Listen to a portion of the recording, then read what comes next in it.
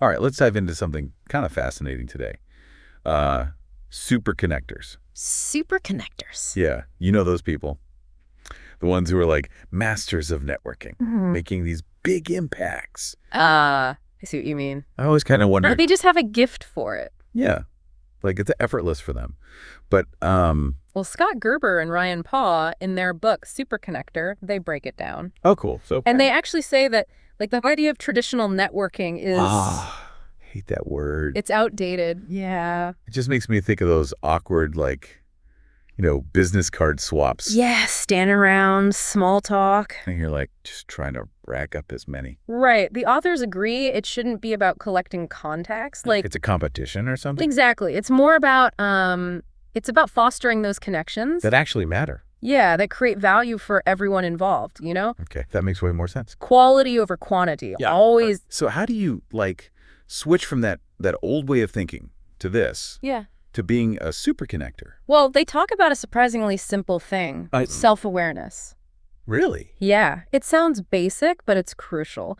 Superconnectors, they really know themselves, their strengths, their weaknesses, what makes them, them. So not pretending to be someone they're not. No, it's about being authentic, leaning into what you're good at. Okay. They even talk about this thing called your personal thesis, knowing what you stand for, what you want to be known for. Oh, interesting. So what you bring to the table. Yeah, exactly. One of the authors, he considers himself a thinker. The other one's an executor. Huh. So knowing that helps them approach collaborations, strategically. That makes a lot of sense. Find people who compliment you, right? Absolutely. And they debunk some big myths about superconnectors, too. Oh. One is that they try to connect with everyone. Oh, thank goodness. Right. It's not about that. Because I was just thinking, how could you possibly? It's exhausting even thinking about it. It's impossible. Superconnectors are very, very selective. Makes sense. So they're focusing their energy where it matters. Exactly. They look for people who align with their values and who can execute ideas. Oh, so they want doers, not just talkers. Exactly. That makes a lot of sense. It's about building a community, right? People who challenge you, inspire you. Not just filling up your phone with contacts. And then there's this whole concept, power of association. Ooh, what's that? They call it the anchor effect. Okay. It's about who you're seen with. So if you're hanging out with successful people. Yeah, it influences how others see you. It's like instant credibility almost. Right, like a shortcut to building trust. They talk about Jason Gaignard, the founder of Mastermind Talks. Oh, yeah, I've heard of those events. Well, for his first Mastermind Talk, he got Tim Ferriss as a speaker. Whoa. That was huge. It just put him on the map. People see that connection. They're like, okay, there must be something special here. Exactly. Instant validation. They also tell this story about Keith Ferrazzi. Yeah. He really wanted to meet Hillary Clinton, but didn't know her. Oh, so how did he? He focused on building a relationship with her assistant, Kelly. He consistently provided value to Kelly, no strings attached. Wow. And eventually, he earned enough trust to get an invite to an event where he finally met Hillary. That's amazing. So it's about the long game, Yeah. Building genuine relationships, even if you don't see immediate results. I love that. And that brings us to another, fundamental principle. Okay, lay it on me. Habitual generosity. I like that. Tell me more. It's about making generosity a core part of your approach. So not just random acts of kindness, but It's more ingrained, yeah. Superconnectors understand that helping others without expecting anything in return, it creates this incredible ripple effect. so it's about building a community where everyone feels supported, not just using people to get ahead. Exactly. It's about creating a culture of abundance where everybody wins. That sounds amazing. The book gives some awesome examples, like John Ruhlin. Okay. He's a gifting guru. A gifting guru. He sends thoughtful gifts, not just to clients, but to their families, too. Wow, that's next level. Right. It's about showing you care about them as people. That's so smart. And it's landed him huge deals. Then there's Lewis Howes, a podcast host. Okay. He's got a massive following because he focuses on creating content that benefits everyone involved. Guests, audience, everyone. Exactly. And Jared Kleinert, he talks about mentorship, going above and beyond in those relationships. Like you were saying, creating value, even if it's not immediate payback. Exactly. It's about playing the long game. So now you're probably thinking, okay, how do I actually make those connections? Yes, give me the tactics. Let's get into the nitty-gritty. All right, I'm ready. So let's talk about crafting those outreach messages. The ones that actually get responses. Ugh, yeah, because my inbox is like a graveyard of ignored, cold emails. This happens to the best of us. What am I doing wrong? It's all about being genuine and doing your research.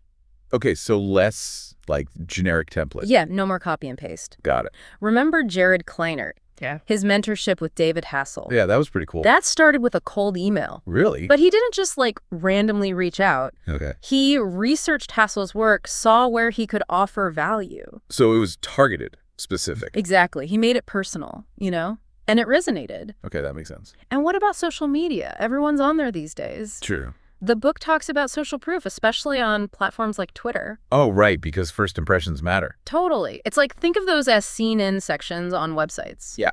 You're showcasing your expertise right up front. Scott Gerber, one of the authors, uses his Twitter profile as, a digital resume. Oh, smart. It establishes his credibility right away. So your online presence is part of your thesis, almost. Exactly.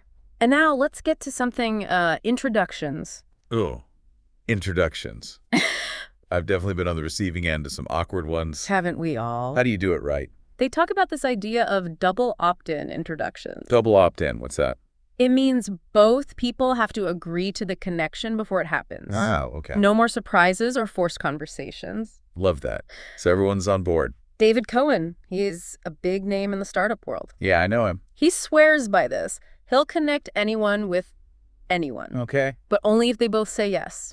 That's a good rule. It's all about respect, But there are times when an introduction just isn't appropriate. Oh, yeah, for sure. Like, how do you know? They actually list some red flags. Red flags, okay. Let's hear them. One is when someone's got, unrealistic expectations. Okay. Or they're not prepared for the connection. So it's not just about making the intro, but making sure it's a good fit. Right. You're responsible as the connector. Makes sense. Another red flag. Yeah. When someone can't say why it'd be mutually beneficial. So not just, oh, you two should meet. Exactly. You got to provide context. And lastly, be careful of introductions that could, hurt someone's reputation. Oh, yeah, that's a big one. It's about trust and integrity.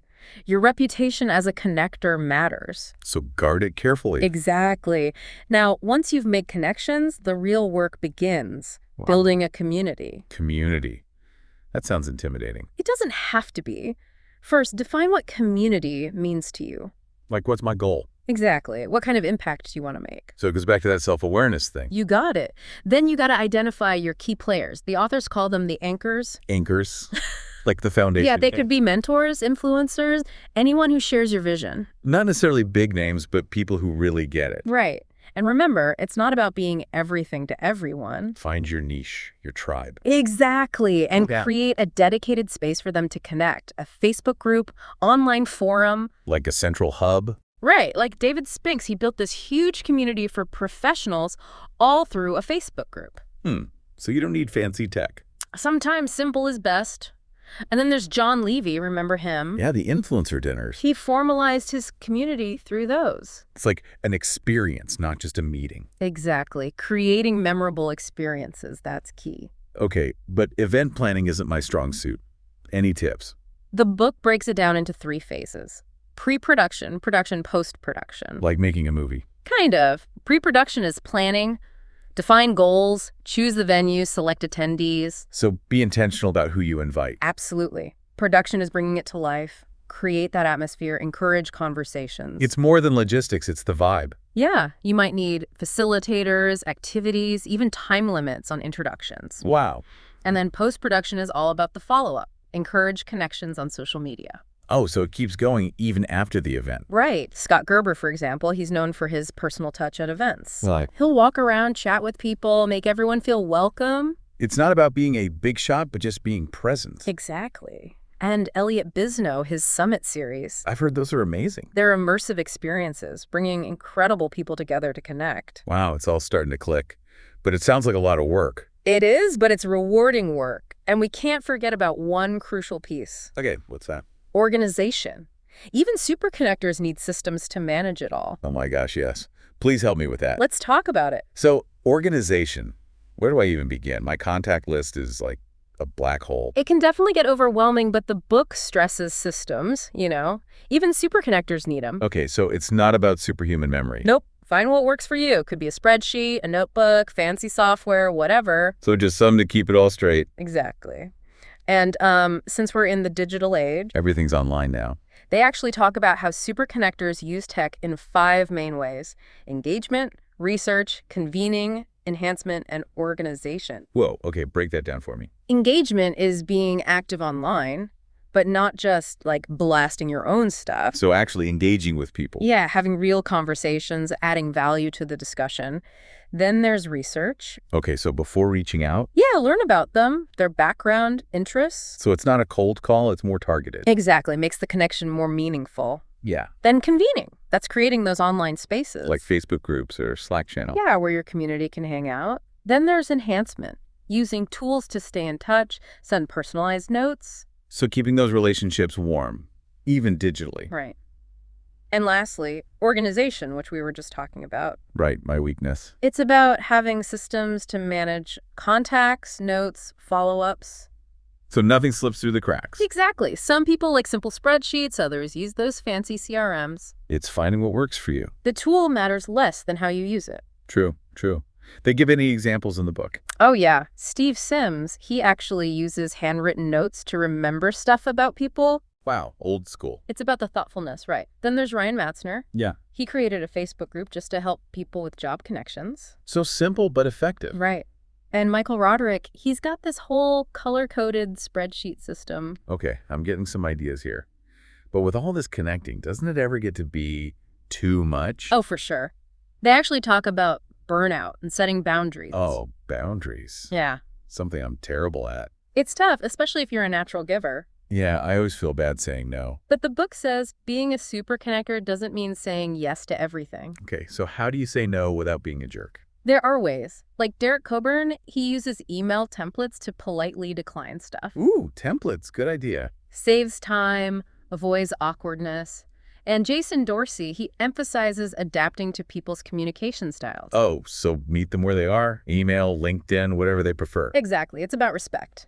And speaking of which, we can't forget reputation. Online reputation, especially. Huge. They say most people Google someone they've met professionally. So what comes up matters. Big time.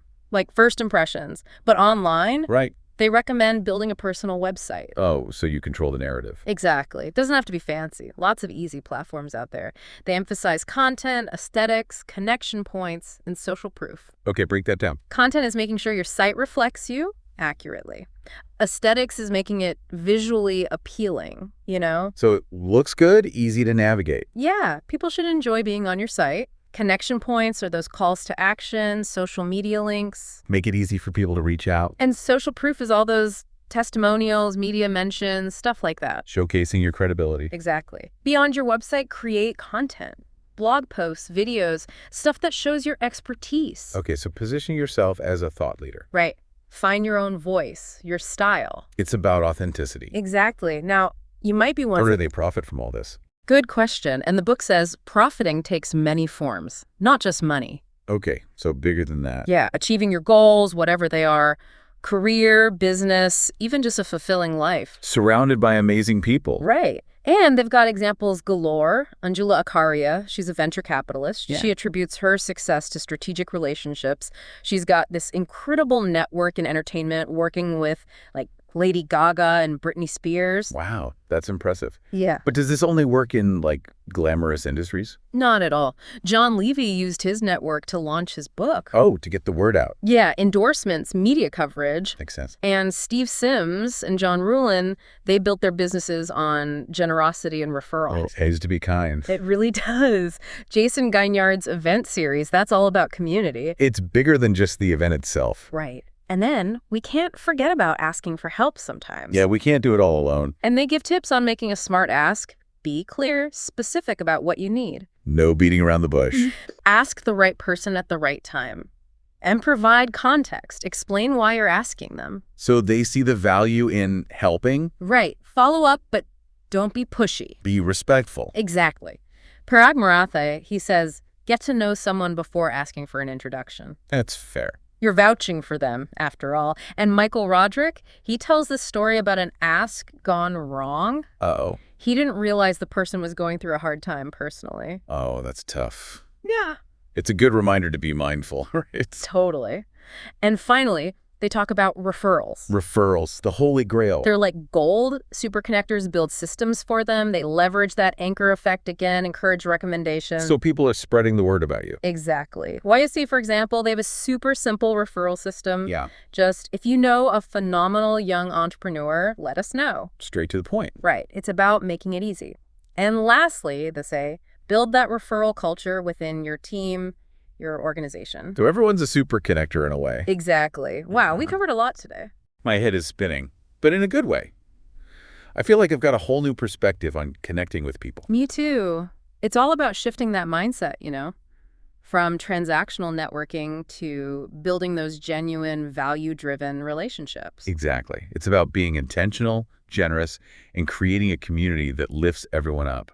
Couldn't have said it better myself. So listeners, take these insights, apply them to your own life, and start building those connections that truly matter. And if you want to dive even deeper, check out Superconnector by Scott Gerber and Ryan Paugh. It's a game changer. Definitely a must-read. Thanks for joining us on this deep dive into the world of superconnectors. Until next time.